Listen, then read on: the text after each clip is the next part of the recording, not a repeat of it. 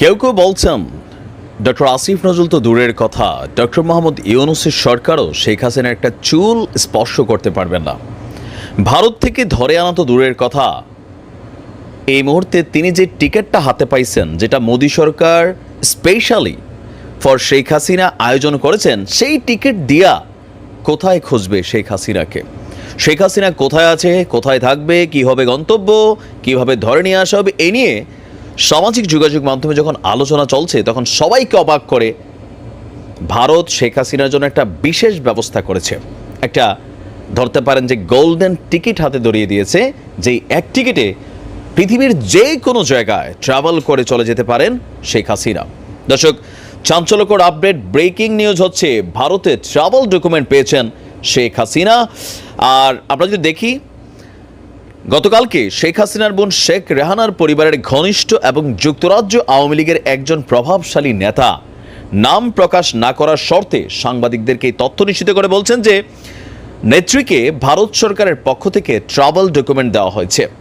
সেই travel document নিয়ে বাংলাদেশের পাসপোর্ট ছাড়াই পৃথিবীর যে কোনো দেশের ভিসা নিয়েও তিনি ভ্রমণ করতে পারবেন। তবে এটা কিভাবে করে, যারা আমি জানি না, এই সম্পর্কে আমার আইডিয়া নাই যে পাসপোর্ট ছাড়া আসলে স্পেশালি কোনো ট্রাভেল ডকুমেন্ট কোনো সরকার কিভাবে দেয়। যদি কারো আইডিয়া থাকে একটু লিখতে পারেন। তিনি বলছেন যে ভারতেই বেসিক্যালি শেখ হাসিনাকে সার্বক্ষণিক নিরাপত্তা দেওয়া হচ্ছে। আর এই মুহূর্তে তার বোন শেখ রেহানা তিনি চাইলে যুক্তরাজ্যে চলে যেতে পারেন, তার সিটিজেন আছে যেই দেশে, সেখানে যেতে পারেন। কিন্তু তারপরেও এই দুর্দিনে বোন শেখ হাসিনাকে ছেড়ে তিনি যেতে চাচ্ছেন না, আর যার কারণে এই মুহূর্তে তিনি ভারতে অবস্থান করছেন। ট্রাভেল ডকুমেন্ট পেলেও আপাতত শেখ হাসিনা ভারত ছাড়ছেন না, কারণ পৃথিবীর কোন রাষ্ট্রে গেলে তার জন্য নিরাপত্তা দেওয়া হবে বা সেখানে তিনি নিরাপদ থাকবেন, এখানে অনেক কিছু থাকে। আপনার যেহেতু একটা নেগেটিভ অবস্থানে তিনি বাংলাদেশ ছেড়ে গেছেন, পালিয়েছেন, স্বাভাবিকভাবেই পৃথিবীর যে কোনো জায়গায় তার উপরে বড় একটা হামলা হইতে পারে, একটা যে কোনো ঘটনা ঘটতে পারে, সেগুলোকে মাথায় রেখে তিনি আপনার এই মুহূর্তে ভারতেই অবস্থান করার পরিকল্পনা করেছেন। তবে তার হাতে সেই গোল্ডেন টিকিটটা আছে। সাধারণত কোনো দেশে আশ্রয় প্রার্থীদের সেই দেশের ট্রাভেল ডকুমেন্ট দেওয়া হয়। তো কেউ কেউ বলছেন যে এই মুহূর্তে কি তাহলে ভারতে শেখ হাসিনা রাজনৈতিক আশ্রয় নিয়েছেন? তো বলা হচ্ছে যে বিষয়টা এমন না। যেই নেতা এই তথ্য দিয়েছেন, দৈনিক আমাদের যদি দেখি কালের কণ্ঠে এই নিউজটা আসছে, বলা হচ্ছে যে শেখ হাসিনার গুরুত্ব বিবেচনায়, তার ইম্পর্টেন্স বিবেচনা করে ভারত এই বিশেষ আয়োজন করেছে। আর এই সিদ্ধান্তটা যখন নেওয়া হয়েছে, সর্বদলীয় একটা বৈঠক হয়েছিল গেল কয়েকদিন আগে। আমি বলেছিলাম যে কিভাবে শেখ হাসিনাকে বাংলাদেশের রাজনীতিতে পুনর্বাসন করা যায়, মানে এখন না, আগামী 2-3 বছর ডক্টর ইউনূস সরকার থাকবে, ভারত এটা মনে করছে। এরপরে ভারত মনে করছে যে ইউনূস সরকারের পরে বিএনপি নির্বাচনে আসবে, মানে ক্ষমতায় আসবে। এরপরে শেখ হাসিনাকে কিভাবে বাংলাদেশে রাজনীতিতে আনা যায়, পাঠানো যায়। তবে এই যে প্রসেসটা যেটা বলা হচ্ছে, এটা কিন্তু অলরেডি 8-10 বছরের প্ল্যান। সেই পর্যন্ত তিনি যদি বাইচা থাকেন, তখন তিনারও বয়স হয়ে যাবে 90। আমি জানি না তখন আর তিনার এই দিনটার জন্য কোনো প্রয়োজন হবে কিনা।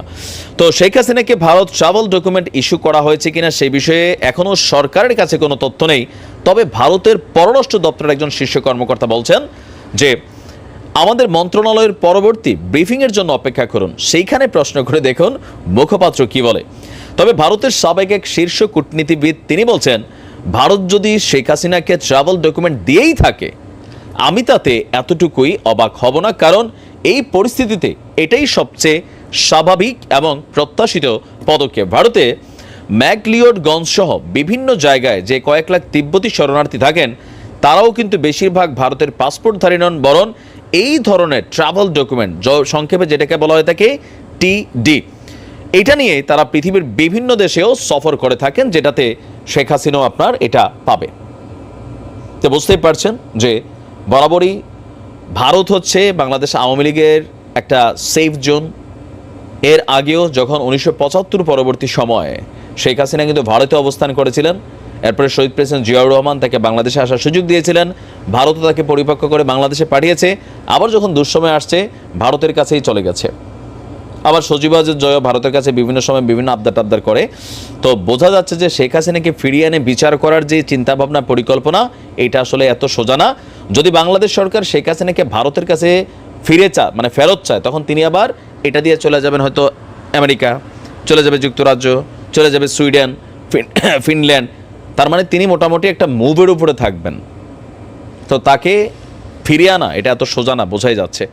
যাই হোক, কত সময় বলে দেবে। ভালো থাকুন, আসসালামু আলাইকুম।